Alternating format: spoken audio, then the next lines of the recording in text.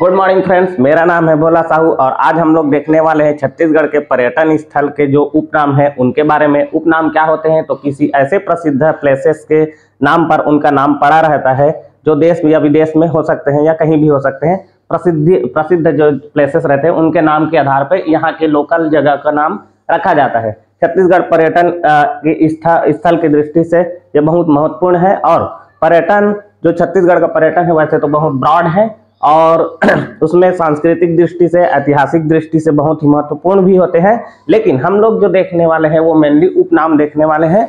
जैसे कि अगर सबसे पहले मैं बता देता हूँ 18 जुलाई 2002 को पर्यटन जो विभाग की स्थापना की गई थी और हेडक्वार्टर जो है इसका रायपुर में है। और अब सबसे पहला हम लोग देखते हैं कि जो भारत का नियाग्रा किसको बोलते हैं? भारत का नियाग्रा बोलते हैं चित्रकूट को। अब ये चित्रकूट कहाँ है? तो चित्रकूट है बस्तर संभाग में इंद्रावती रिवर पर एक वाटरफॉल है जो कि भारत और पूरे छत्तीसगढ़ का सबसे चौड़ा वाटरफॉल है, मतलब जलप्रपात है। अब इसके जगदलपुर से जैसे ही आप 35 किलोमीटर जाओगे तो ये वाटरफॉल आपको देखने को मिलेगा और ये भी हॉर्स शू शेप में है और इसकी चौड़ाई जो है वो 300 फीट या फिर 90 मीटर के आसपास है। तो नियाग्रा से इसका कंपेयर क्यों करते हैं या फिर नियाग्रा क्यों बोलते हैं? तो नियाग्रा जो वाटरफॉल है वो है यूएसए प्लस कनाडा बॉर्डर पर और नियाग्रा नदी पर है। और एक और नाम है इसका Saint Lawrence river. Saint Lawrence river के बाद में जो नियाग्रा रिवर आता है वहीं पे ये भी हॉर्स शू शेप में है, इसलिए इसको हॉर्स शू शेप वाटरफॉल भी इसको बोले जाते हैं। 3 ड्रॉप्स में गिरते हैं, पहला 790 मीटर, दूसरा 320 मीटर और तीसरा है 1039 मीटर। तो इसलिए इसको छत्तीसगढ़ का नियाग्रा बोला जाता है, किसको? चित्रकूट वाटरफॉल को। अब हम लोग देखते हैं नेक्स्ट। मैं मिटाते जाऊंगा बोर्ड में, इतना बड़ा जगह नहीं है, कहानी सुनो और उसके बाद मेन जो याद करने का है ये, ठीक है? तो एक एक बताऊंगा और फिर मिटाऊंगा, नहीं तो गोदा गादी हो जाता है, मजा नहीं आता। ठीक, अब हम लोग देखते हैं दूसरा वाला, छत्तीसगढ़ का खजुराहो। छत्तीसगढ़ का खजुराहो, खजुराहो किसको बोलते हैं? छत्तीसगढ़ का खजुराहो तो भोरमदेव। भोरमदेव कहाँ स्थित है? कबीरधाम जिले में। कबीरधाम जिले में स्थित है और एक गांव है चौरा गांव, यहाँ पर स्थित है। और इस भोरमदेव के आसपास एक तालाब भी है जहाँ आप बोटिंग का भी मजा ले सकते हो। तो ये खजुराहो कहाँ स्थित है? अब खजुराहो स्थित है मध्य प्रदेश के छतरपुर जिले में। छतरपुर जिले में, ठीक, छतरपुर जिले में। और ये खजुराहो क्यों प्रसिद्ध है? तो चंदेल वंशी शासकों ने 950 से 1050 तक, 950 से लेकर 1050 ईस्वी पूर्व यहाँ पे छतरपुर में मंदिर वगैरह बनवाए थे। यहाँ पे कंदरिया महादेव का मंदिर जो सबसे बड़ा मंदिर है वो आज भी स्थित है और यूनेस्को द्वारा इसको वर्ल्ड हेरिटेज साइट्स भी घोषित किया गया है यूनेस्को द्वारा। और यहाँ पे टोटल मिला के 85 मॉन्यूमेंट्स है। ग्रुप ऑफ मॉन्यूमेंट्स बोलते हैं इसको, ग्रुप ऑफ मॉन्यूमेंट्स यहाँ पे है। लेकिन वर्तमान में अभी केवल 25 मॉन्यूमेंट्स यहाँ पर स्थित है, जिसमें सबसे बड़ा कंदरिया महादेव का मंदिर है और चंदेल वंशी शासकों ने इसका निर्माण करवाया था। क्यों प्रसिद्ध है? तो मानव संस्कृति और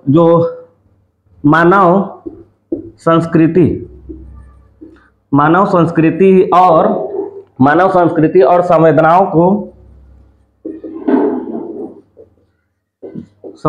को यहाँ के जो मंदिर के दीवारों पे है विभिन्न काम क्रीड़ा की जो चित्रांकन किया गया है या फिर उकेरी गई है यहाँ की मूर्तियों में, वो विभिन्न मानव संस्कृतियों के संवेदनाओं को दर्शाता है और जीवंत संस्कृति का सभ्य उदाहरण है ये, जो कि जीवंत संस्कृति का,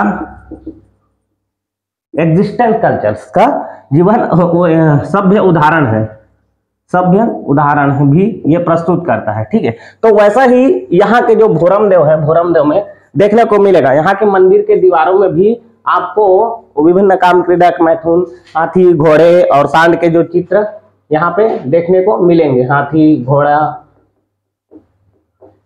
सांड और मैथुन क्रियाओं के विभिन्न आकृति यहाँ के मंदिरों में भी देखने को मिलेगा। इसका निर्माण जो कराया था वो 1089 में फणी नागवंशी शासक थे। फणी नागवंशी शासक गोपाल देव ने करवाया था। ठीक है, तो इसलिए इसकी तुलना जो है वो, अच्छा इवन की नटराज की भी हमें मूर्ति देखने को मिलेगी आपको, नटराज की मूर्ति। तो इसलिए इसकी जो कंपेयर है या फिर समानता जो है वो खजुराहो के समान होने के कारण ही इसको छत्तीसगढ़ का खजुराहो कहा जाता है, भोराम देव को। अब आते हैं हम लोग तीसरा नंबर, छत्तीसगढ़ का राजिम प्रयाग। तो प्रयाग किसको बोलते हैं? छत्तीसगढ़ का प्रयाग बोलते हैं राजिम को। राजिम कहाँ स्थित है? जांजगीर चांपा में, जेसी शॉर्ट फॉर्म जांजगीर चांपा में। अब जैसे ही ये प्रयाग जो है वो गंगा प्लस यमुना प्लस गुप्त सरस्वती, गुप्त सरस्वती इसलिए क्योंकि ये अभी दिखाई नहीं देता, प्राचीन काल में था बोलते हैं ऐसे। तो ये तीनों नदियों का संगम है, संगम या त्रिवेणी संगम भी बोल सकते हैं। तीन नदियों के संगम को त्रिवेणी संगम है प्रयाग। ठीक है, छत्तीसगढ़ का प्रयाग जो कि गंगा यमुना और गुप्त सरस्वती का त्रिवेणी संगम है, और यहाँ पे अस्थि विसर्जन, पिंडदान वगैरह का कार्य किया जाता है, जो कि हिंदू धर्म के लिए और जैन धर्म के भी यहाँ पे तीर्थ स्थल के रूप में इसको देखा जाता है। और प्रत्येक 12 वर्षों में यहाँ पे कुंभ मेला लगता है। प्रत्येक 12 वर्ष में क्या लगता है? कुंभ मेले लगते हैं। भारत में ऐसे 4 जगह हैं जहाँ पे प्रत्येक 12 वर्ष में कुंभ के मेले लगते हैं। उसमें से पहला कौन सा है? पहला तो ये प्रयागराज है, प्रयागराज। दूसरा कौन सा है? नासिक। और तीसरा कौन सा है? उज्जैन। और चौथा कौन सा है? प्रयागराज, नासिक, उज्जैन और हरिद्वार। ये भी थोड़ा थोड़ा देख लो। हरिद्वार तो प्रयागराज में तो हो गया। ठीक है, नासिक है गोदावरी नदी के तट पर। ठीक है, यहीं एक पंचवटी भी देखने को मिलेगी आपको, जाओगे तो पंचवटी, ये भी अच्छा तीर्थ स्थान है और पर्यटन की दृष्टि से भी महाराष्ट्र के लिए माना। कहाँ स्थित है? महाराष्ट्र में। ठीक है, महाराष्ट्र में। तो यहाँ एक मेला लगता है कुंभ का प्रत्येक 12 वर्ष में। और उज्जैन है, उज्जैन कहाँ है? मध्य प्रदेश में है। और यहाँ महाकालेश्वर का मंदिर है, महाकालेश्वर का मंदिर है। और महाकालेश्वर का मंदिर है और ये क्षिप्रा नदी के किनारे है, क्षिप्रा नदी के किनारे है। और यहाँ भी प्रत्येक 12 वर्ष में एक बार कुंभ मेले का आयोजन किया जाता है। वैसे हरिद्वार में, हरिद्वार कैसा जगह है? पहले तो ये उत्तराखंड में है। उत्तराखंड में होने के साथ साथ ये जो है गंगा नदी जैसे ही पर्वतों से मैदानी क्षेत्र में प्रवेश करती है, मैदानी क्षेत्रों में प्रवेश करती है, गंगा नदी जो है वो गोमुख से निकल के पहाड़ों से होते हुए जैसे ही मैदानी क्षेत्र में प्रवेश करती है, तो हरिद्वार वहां पे है। ये भी हिंदुओं का तीर्थ स्थान है और बहुत प्रसिद्ध है। हरिद्वार जो है उत्तराखंड में स्थित है। तो यह तो हो गया प्रयागराज के बारे में, जहां गंगा यमुना और गुप्त सरस्वती का संगम है, त्रिवेणी संगम भी उसको बोल सकते हैं। और यहाँ पे हिंदू जो है और जैन तीर्थों का स्थल है, और हिंदू जो है वह यहाँ पिंडदान वगैरह या फिर अस्थि विसर्जन का कार्य भी करते हैं। और प्रत्येक 12 वर्ष में यहाँ कुंभ मेले का आयोजन किया जाता है। और उसके अलावा प्रयागराज है, नासिक है, उज्जैन है और हरिद्वार में भी 12 वर्षों में कुंभ का मेले का आयोजन किया जाता है। मतलब 4-4 साल में, ये 4 साल बाद यहाँ, 4 साल बाद यहाँ, 4 साल बाद यहाँ, तो एक का नंबर आते तक 12 साल हो जाता है। अब हम लोग चलते हैं राजिम। राजिम पहले नाम क्यों पड़ा? तो भगवान राजीव लोचन के नाम से, राजीव लोचन का मंदिर है यहाँ पे। ठीक, भगवान राजीव लोचन का मंदिर है। ठीक, अब उसके बाद से ये भी त्रिवेणी संगम है। त्रिवेणी संगम है। कौन से नदियों का संगम है यहाँ पे? तो महानदी है प्लस पैरी नदी है और प्लस सोंदूर नदी है। सोंदूर नदी गरियाबंद से निकलती, पैरी नदी भी भातृगढ़ की नवागढ़ पहाड़ी से, और महानदी जो है वो धमतरी से निकलती है। तो ये तीनों नदी का संगम स्थल है त्रिवेणी संगम। यहाँ पे इन्हीं तीनों नदियों के संगम पे एक वो है कुलेश्वर महादेव का मंदिर है। कुलेश्वर महादेव का मंदिर भी यहाँ पे आपको मिलेगा। और आप बरसात में भी अब यहाँ तक जा सकते हो, क्योंकि यहाँ पे अच्छा सा लक्ष्मण झूला बना दिए हैं सरकार ने। पहले बरसात में नहीं जाया जा सकता था, नदी में पानी ओवरफ्लो होता था, तो अब जा सकते हो। और ये यहाँ भी जो है वो 2005 में सन 2005 में जो छत्तीसगढ़ गवर्नमेंट ने इसको 5वां कुंभ का दर्जा दिया था। लेकिन वर्तमान जो कांग्रेस सरकार आई वो 2019 में इसको फिर से इसका नाम माघी पुन्नी कर दिया। तो अब माघी पुन्नी मेले के नाम से जाना जाता है। यहाँ पे प्रत्येक वर्ष लगता है। और यहाँ भी जो हिंदू तीर्थ है, हिंदुओं का तीर्थ स्थान है, पर्यटन की दृष्टि से भी है। गरियाबंद जिले में है, ये बताना भूल गया था मैं, सॉरी। जांजगीर चांपा में नहीं है, राजिम गरियाबंद में है, गरियाबंद में, ठीक है। अच्छा से लिख देता हूँ, गरियाबंद में, ठीक। तो यहाँ भी अस्थि विसर्जन और पिंडदान का कार्य हिंदुओं द्वारा किया जाता है, तो इसलिए इसको छत्तीसगढ़ का प्रयाग का दर्जा दिया जाता है। अब नेक्स्ट है खरौद, मतलब छत्तीसगढ़ का काशी। छत्तीसगढ़ का काशी किसको बोलेंगे? तो खरौद को बोलेंगे। खरौद कहाँ है? ये है जांजगीर चांपा में। छत्तीसगढ़ का जो खरौद है, छत्तीसगढ़ का जो काशी है वो है जांजगीर चांपा में, नहीं खरौद है, पहले तो खरौद बोलेंगे, खरौद जो कि जांजगीर चांपा में है। काशी से इसका कंपेयर क्यों किया जाता है? तो काशी जो है वाराणसी,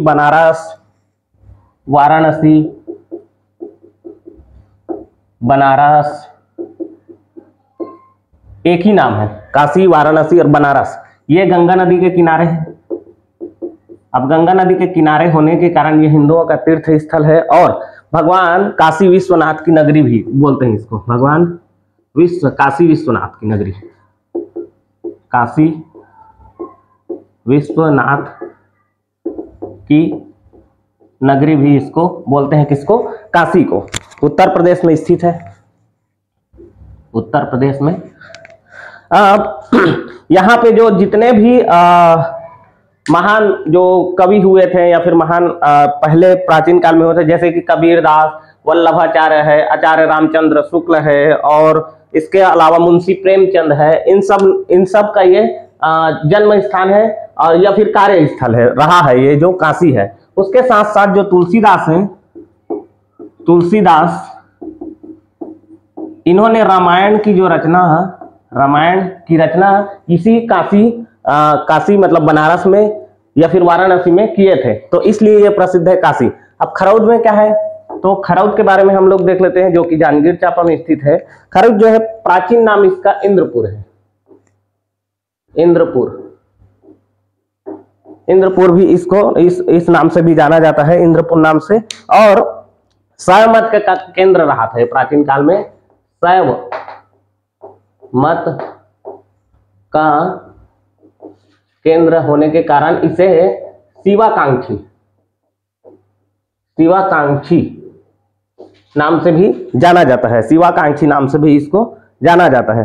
और जो पांडुवंशी जो शासक थे इंद्रबल, पांडुवंशी शासक कौन थे? एक पांडुवंशी शासक इंद्रबल के पुत्र कौन? ईशान देव ने इसका निर्माण करवाया था। यहाँ के जो मंदिर है कुछ लक्ष्मणेश्वर मंदिर, ठीक है, यहाँ पे एक मंदिर है लक्ष्मणेश्वर मंदिर, लक्ष्मणेश्वर लक्ष्मणेश्वर मंदिर का निर्माण किसने कराया था? पांडुवंशी शासक इंद्रबल के पुत्र ईशान देव ने लक्ष्मणेश्वर मंदिर का निर्माण करवाया था। लेकिन ये जो मंदिर है वहां जो गर्भगृह में है वो शिव का शिवलिंग यहाँ स्थापित है। अच्छा, उसके बाद इसका जीर्णोद्धार कराया था वो रत्नदेव तृतीय। रत्नदेव तृतीय कौन है? कलचुरी वंशी शासक। रत्नदेव तृतीय के जो मंत्री थे गंगाधर, रत्नदेव तृतीय के जो मंत्री थे गंगाधर, उन्होंने इसका जीर्णोद्धार का मतलब क्या होता है? रिनोवेट करवाया था। ठीक है, और प्रत्येक वर्ष यहाँ पे शिवरात्रि में मेला भी लगता है। शिवरात्रि में यहाँ मेले का आयोजन किया जाता है प्रत्येक वर्ष। तो इसलिए जो छत्तीसगढ़ का काशी अगर बात करेंगे तो वो है खरौद, जो कि जांजगीर चांपा में स्थित है।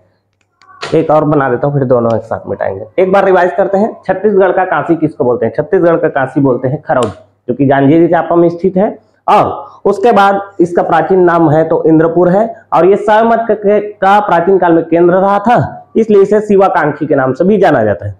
पांडुवंशी एक शासक हुए थे इंद्रबल, उसके पुत्र ईशान देव यहाँ पे लक्ष्मणेश्वर मंदिर का निर्माण कराया था, और इस लक्ष्मणेश्वर मंदिर के गर्भगृह में आपको शिवलिंग देखने को मिलेगा। इसका रिनोवेट या जीर्णोद्धार कौन कराया था? तो रत्नदेव तृतीय के जो मंत्री गंगाधर हुआ करते थे उन्होंने इसका रिनोवेट करवाया था, और प्रत्येक शिवरात्रि में यहाँ पे मेले का आयोजन किया जाता है। काशी की बात करें तो काशी, वाराणसी, बनारस या फिर काशी विश्वनाथ की नगरी इसको बोलते हैं, जो कि गंगा नदी के तट पर यूपी में स्थित है। और बहुत बड़े बड़े जो महान आदमी थे या कवि थे, वो इनका जन्म स्थान रहा है या फिर कार्य स्थल रहा है। जैसे कि तुलसीदास ने रामायण की रचना यहीं से की थी, और कबीरदास जी, मुंशी प्रेमचंद जी, आचार्य रामचंद्र शुक्ल, रामानंद जी, तो ऐसे जो विद्वान हुआ करते थे उनका ये जन्मस्थली या फिर कार्यस्थली रहा था। तो यह हो गया छत्तीसगढ़ का काशी खरौद। अब हम लोग छत्तीसगढ़ का शिमला किसको बोलते हैं? छत्तीसगढ़ का शिमला तो सबसे पहले तो मैनपाट को, जो कि कहाँ स्थित है? सरगुजा में स्थित है। अब शिमला कहाँ है सबसे पहले हम लोग देखते हैं, तो ये है हिमाचल प्रदेश में। क्या है ये? हिल स्टेशन है या स्वास्थ्यवर्धक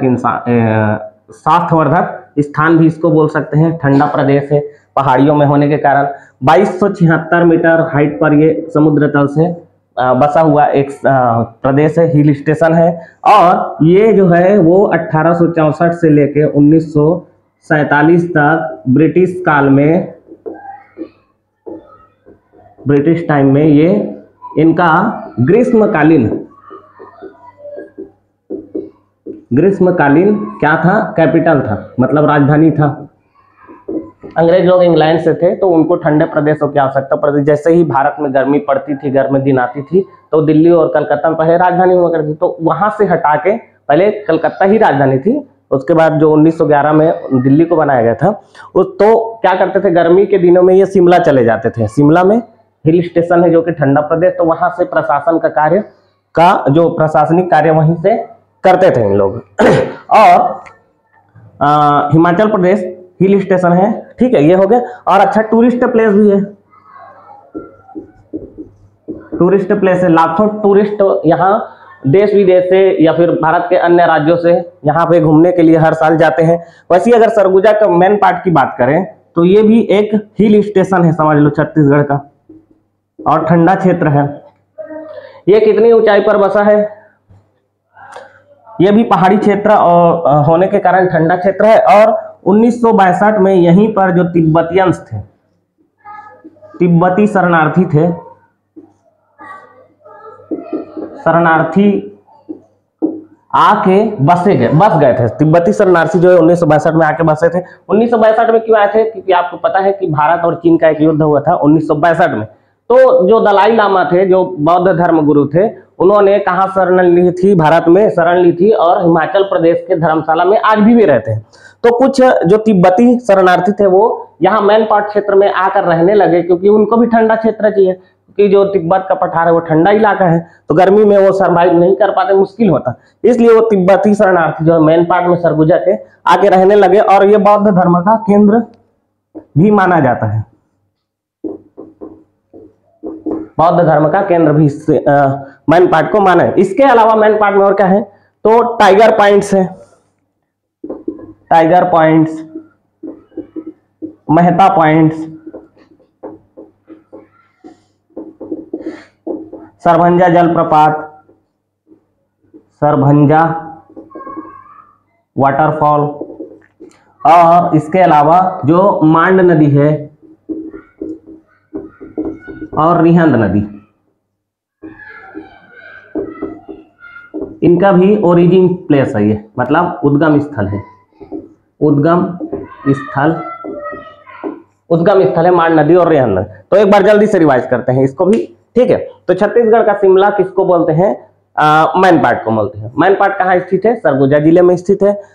हिमाचल प्रदेश में जो शिमला स्थित है, हिल स्टेशन है, 2276 मीटर के हाइट पर समुद्र तल से बसा हुआ है। 1864 से 1947 में ये ब्रिटिशों के ग्रीष्मकालीन राजधानी हुआ करती थी और अच्छा टूरिस्ट प्लेस है, लाखों लोग यहाँ पे घूमने के लिए आते हैं।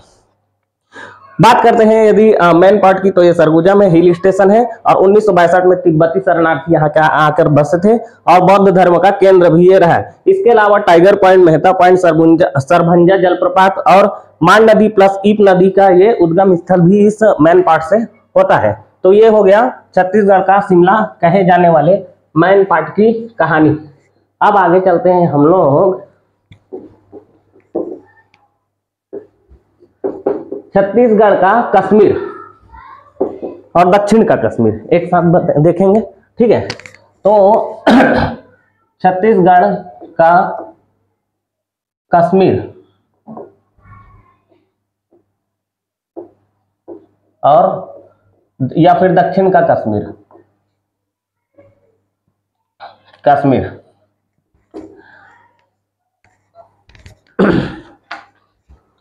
छत्तीसगढ़ का कश्मीर या दक्षिण। तो कश्मीर पहले तो हम लोग देखते हैं किसको बोलते हैं, पहले तो दक्षिण का कश्मीर बोलेंगे बस्तर को, और छत्तीसगढ़ का कश्मीर बोलेंगे चैतुरगढ़ को।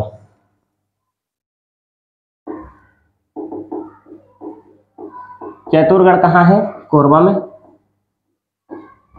और बस्तर संभाग ही है, ठीक है, दक्षिण तरफ छत्तीसगढ़ के। तो कश्मीर का जो ऋषि कश्यप हुआ करते थे, एक ऋषि कश्यप, इन्हीं के नाम पर कश्मीर नाम पड़ा था और ये पहले राजा भी हुआ करते थे, मतलब जो कश्मीर के पहले राजा भी हुआ करते थे। अब ये जो जम्मू एंड कश्मीर जो है वो भारत में आजादी के बाद भारत में कब शामिल हुआ, तो ये हुआ था शामिल हुआ था 26 अक्टूबर 1947 को राजा हरि सिंह ने भारत के विलय पत्र में साइन किया था। उसके बाद से ये एक राज्य बना था। उसके बाद से जो 5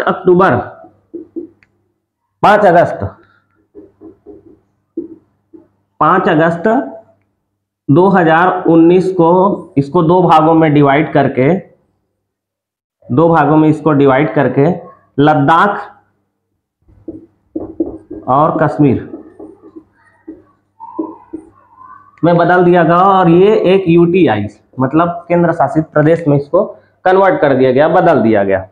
अब चैतुरगढ़ को, अच्छा, इसकी प्राकृतिक सौंदर्यता का, ये तो रहा छत्तीसगढ़ का थोड़ा बहुत इतिहास है ना। अब इसको अगर कश्मीर जाओगे तो इसकी प्राकृतिक जो सौंदर्य है वो देखते बनती है, ठीक है। मतलब इसको स्वर्ग भी बोलते हैं, इसको छत्तीसगढ़ कश्मीर को स्वर्ग भी बोलते हैं, स्वर्ग नाम से भी पुकारा जाता है, क्योंकि यहाँ की जो प्राकृतिक सौंदर्यता है, नेचुरल जो ब्यूटी है वो देखते ही बनती है। तो इसी के चलते जो चैतुरगढ़ जो कि कोरबा में स्थित है, वहां की भी प्राकृतिक सौंदर्यता, नेचुरल ब्यूटी जो है वो देखते बनती है, ठीक है, यहाँ भी। तो इसलिए इसका कंपेयर, और इसमें जो चैतुरगढ़ में है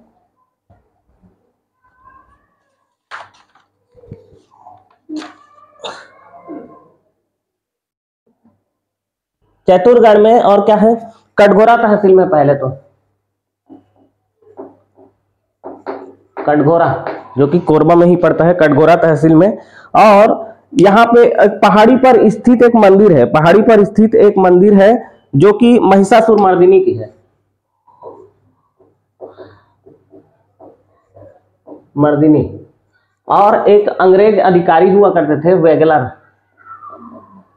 अंग्रेज अधिकारी कौन हुआ करते थे? वेगलर। इन्होंने इसको दुर्गम अभेद्य किला भी बोला है, दुर्गम अभेद्य किला भी इसको बोला है। और यहाँ की जो प्राकृतिक सौंदर्यता है वो कश्मीर के समान है। और यहाँ महिषासुर मर्दिनी की मंदिर भी है, और इसीलिए इसको, अच्छा एक और है पहाड़ी पर ये जो मंदिर है 14वीं शताब्दी में बहारेंद्र शाह, 14वीं शताब्दी में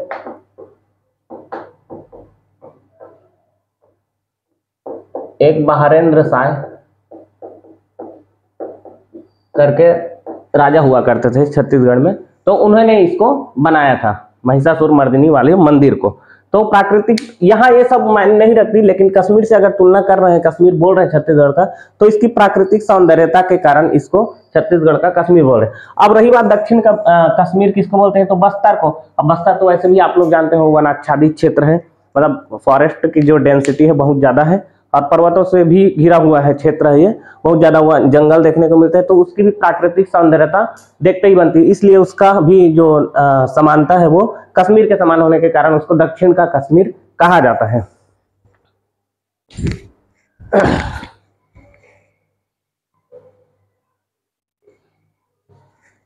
उसके बाद से छत्तीसगढ़ का स्विट्जरलैंड सन्ना और छत्तीसगढ़ का चित्तौड़गढ़ लाफा। छत्तीसगढ़ का क्या बोलते हैं, स्विट्जरलैंड।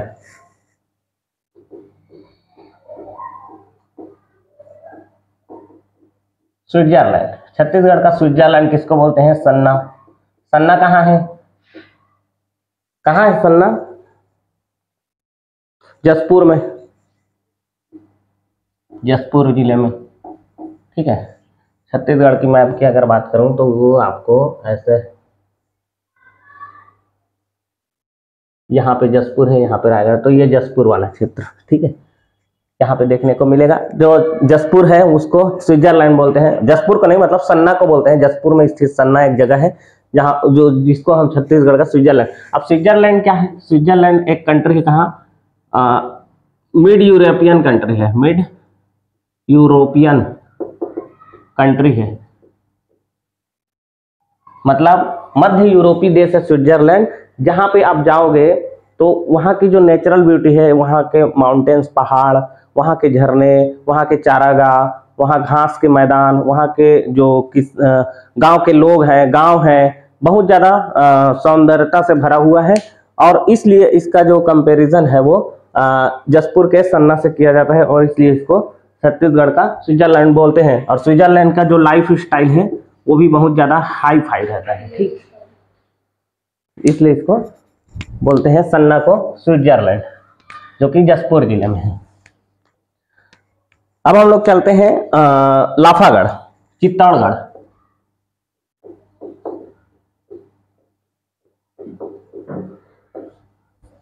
छत्तीसगढ़ का चित्तौड़गढ़ किसको बोलते हैं? लाफागढ़ को।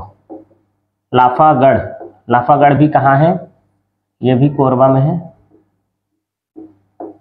लाफागढ़, चित्तौड़गढ़ कहाँ है? तो ये है राजस्थान का एक जगह, फोर्ट का नाम है चित्तौड़गढ़। और यहाँ पे जो मेवाड़ है, मेवाड़ों का मेवाड़ जो राजा थे, मेवाड़ राजा थे, उनका ये राजधानी था चित्तौड़गढ़। और महाराणा प्रताप को आप जानते ही हो, महाराणा प्रताप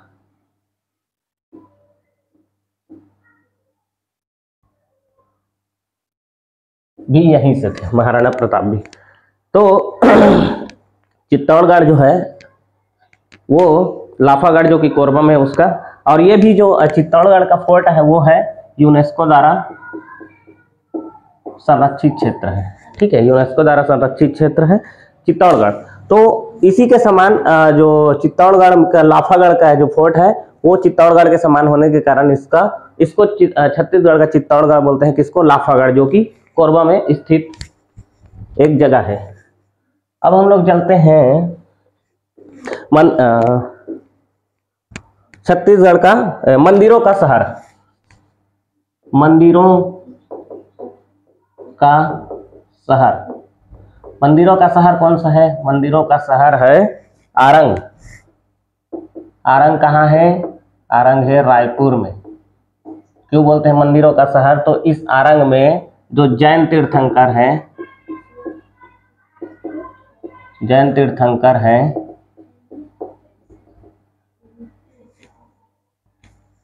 आदित्यनाथ, जैन तीर्थंकर भांडल देव, भांडल देव, आदित्यनाथ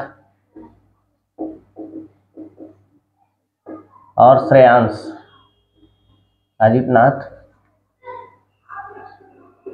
श्रेयांश की मूर्तियां यहाँ से प्राप्त हुई है। तो हिंदुओं का भी ये जो है बहुत सारे यहाँ पे मंदिर है और इसलिए इसको मंदिरों का शहर भी कहते हैं। क्यों कहते हैं? तो आरंग में जैन तीर्थंकर भांडल देव, आदित्यनाथ और श्रेयांश की मूर्तियां पाई गई है और यहाँ पे बहुत सारे मंदिर होंगे, शायद मैं तो गया नहीं, लेकिन मंदिरों का नगर इसको बोलते हैं आरंग को, जो कि रायपुर में स्थित है। अब हम लोग देखेंगे छत्तीसगढ़ का चौराहों का शहर। निकालते हैं ना?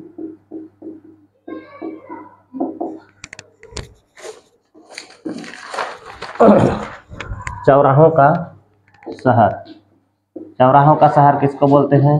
जगदलपुर। बस्तर संभाग में स्थित जगदलपुर, जगदलपुर को बोलते हैं चौराहों का शहर। और यहाँ पे एक राजा हुआ करते थे, कौन? रुद्र प्रताप देव, रुद्र प्रताप देव, रुद्र प्रताप देव। इन्होंने अपना नगर नियोजन इस प्रकार से किया था, नगर नियोजन का काम किया था, नगर नियोजन इस प्रकार से किया था कि बहुत सारे यहाँ चौराहे देखने को मिलेंगे। जगदलपुर में आप जैसे ही जाओगे तो बहुत सारे स्क्वायर्स दिखने को मिले। ठीक है, रुद्र प्रताप देव जो कि एक वहाँ के शासक हुआ करते थे, काकतीय शासक हुआ करते थे, और इन्हीं को सेंट ऑफ जेरूसलम, जेरूसलम की उपाधि दी गई थी। अंग्रेज जो कोई ऑफिसर थे उनके द्वारा सेंट ऑफ जेरूसलम की उपाधि इनको दिया गया था। और इन्हीं के शासनकाल में 1910 में भूमकाल विद्रोह हुए थे, जिसका नेतृत्व करता कौन था? गुंडाधुर, गुंडाधुर। और इन्हीं के शासनकाल में एक घेटी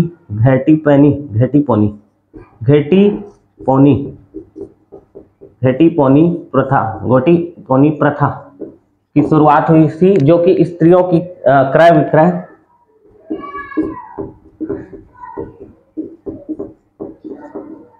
स्त्रियों के क्रय विक्रय से संबंधित था, घेटी पोनी प्रथा।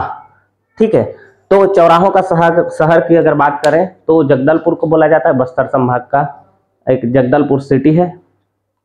किस लिए कहा जाता है? तो यहाँ के एक शासक हुआ करते थे, काकतीय शासक रुद्र प्रताप देव, जिन्होंने नगर नियोजन का कार्य किया था। और जो जगदलपुर को पूरा चौराहों, बहुत जगह जगह बड़े बड़े चौराहे आपको देखने को मिल जाएंगे। अब इन्हीं के शासनकाल में 1910 में एक भूमकाल विद्रोह हुआ था, जिसके नेतृत्वकर्ता गुंडाधुर थे, और इनको सेंट ऑफ जेरूसलम की उपाधि भी अंग्रेजों द्वारा दी गई थी। और घेटी पोनी एक प्रथा है जो कि इन्हीं के शासनकाल में शुरुआत की गई थी। घेटी पोनी का मतलब स्त्रियों की खरीद क्रय विक्रय से यह संबंधित प्रथा था। तो ये था चौराहों का शहर जगदलपुर।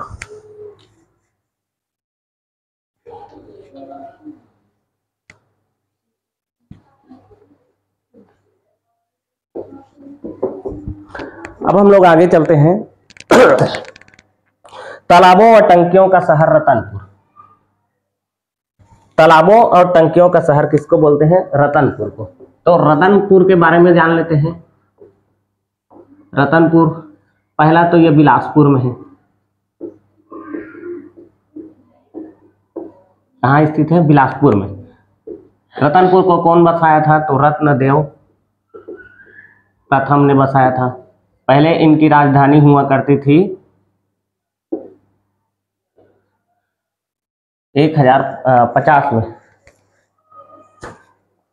रतनपुर को बिलासपुर में है। 1050 में रतनपुर ने इसका रतनपुर नगर बसाया था रत्नदेव प्रथम द्वारा। और यहाँ पे जो इनकी जो प्रारंभिक राज्य इसको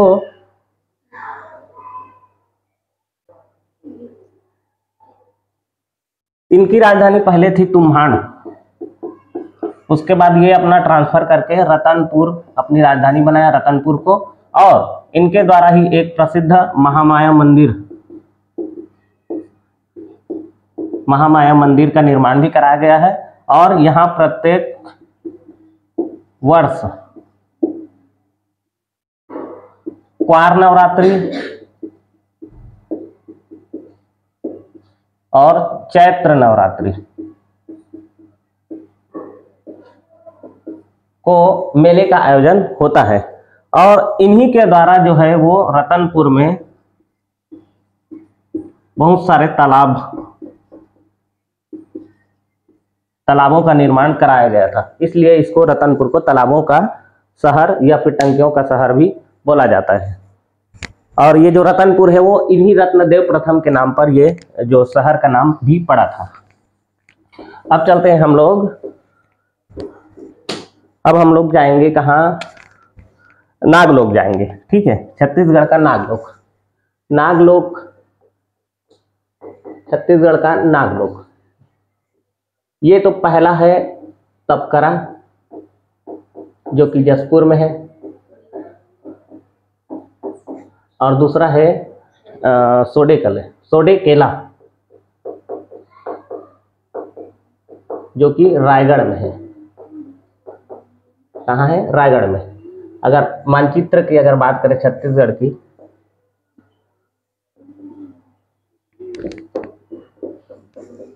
तो यहाँ पे है जसपुर और यहाँ पे है रायगढ़। तो इन्हीं दोनों क्षेत्रों के आसपास बहुत सारे जंगल है। और ये जो तपकरा है वो ईब नदी के किनारे भी बसा हुआ है। तो यहाँ इन क्षेत्रों में क्या है, नाग प्रजाति के कोबरा प्रजाति के जो सांप है वो बहुत ज्यादा मात्रा में यहाँ पे, जैसे ही बरसात मानसूनी आती है, मानसून आता है, बहुत ज्यादा सांप देखने को मिलता है। इसलिए इसको सांपों की अधिकता के कारण इसको नागलोक के नाम से जाना जाता है। पहला है तपकरा जसपुर में ईब नदी के किनारे, और दूसरा है सोडेकेला रायगढ़ में। ठीक है, अब हम लोग चलते हैं अबूझमाड़। अबूझमाड़ मतलब छत्तीसगढ़ का चेरापूंजी।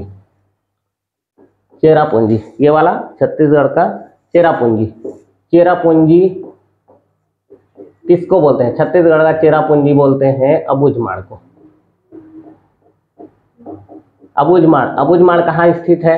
तो यहाँ है, बीजापुर और नारायणपुर वाला क्षेत्र, दो जिलों से मिलकर ये बना रहता है। ठीक है, आधा एरिया बीजापुर में और आधा एरिया नारायणपुर में, जंगलों और पहाड़ियों से बना हुआ है। अबूझमाड़िया जनजाति भी यहीं पाई जाती है। अबूझ का मतलब होता है बुझ ना सकने वाला, मतलब अभेद्य टाइप का समझ लो, मतलब नहीं खोज पाना। ठीक है, और चेरापूंजी से इसका कंपेयर इसलिए किया जाता है क्योंकि जो पहले मैं चेरापूंजी और मासिन राम की बात करता हूँ। चेरापूंजी और मासिन राम दो जगह भारत में है, जो कि एक बस्ती है, बस्तियों के नाम है ये। कहाँ? बस्तियों के नाम है ये मेघालय में। और ये खासी हिल्स मतलब खासी पहाड़ी के निचला हिस्से में ये बस्तियां रहती है।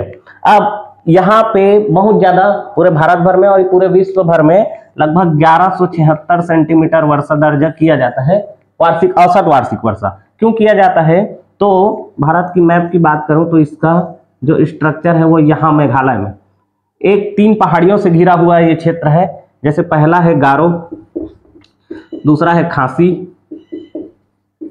और तीसरा है जयंतिया। ये 3 पहाड़ियां से यहाँ पे घिरा हुआ है। और जैसे ही मानसूनी हवाओं का दूसरा, ये पहला 2 शाखाएं आती है मानसूनी हवाएं भारत में, जिसमें से पहला शाखा इधर की तरफ पूर्व पश्चिम की तरफ, दूसरा शाखा पूर्व की तरफ। तो पूर्व की तरफ आती ही ये जो तीनों पहाड़ियों के बीच में ट्रैप कर जाती है मानसूनी हवाएं, मतलब फंस जाती है और बहुत ज्यादा बारिश यहाँ पे करवा देती है। और ये जो गारो, खासी और जयंतिया जो पहाड़ियों के नाम है, वो गारो खासी जयंती है। यहाँ की जो लोकल ट्राइबल्स है वहाँ उनका भी नाम ये गारो खासी है। और चेरापूंजी मासिर राम बस्तिया है। अब अबूझमाड़ क्षेत्र जो नारायणपुर और बीजापुर बस्तर का संभाग है। बस्तर संभाग की औसत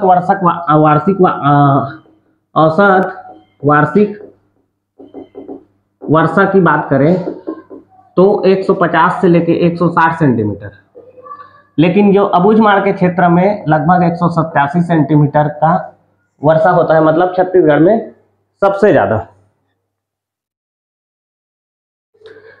ज्यादा कहाँ होता है, 187 सेंटीमीटर अबूझमाड़ क्षेत्र में ही होता है।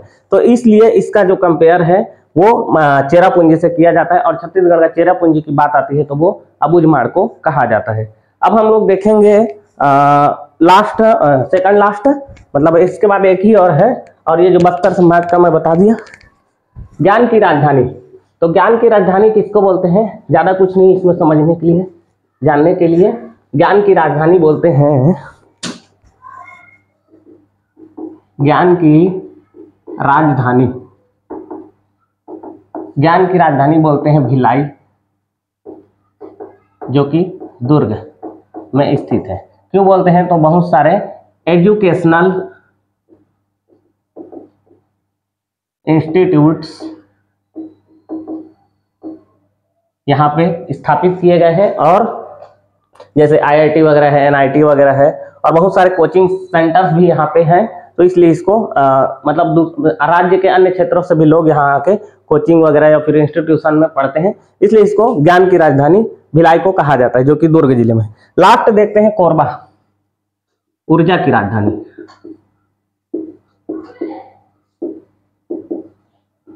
ऊर्जा की राजधानी कोरबा की बात करें तो छत्तीसगढ़ के मैप में आप देखोगे तो यहाँ कहीं है, ठीक है। कोरबा रफ मैप में कोरबा यहाँ है, और इसको ऊर्जा की राजधानी क्यों कहा जाता है, तो सबसे ज्यादा जो इलेक्ट्रिसिटी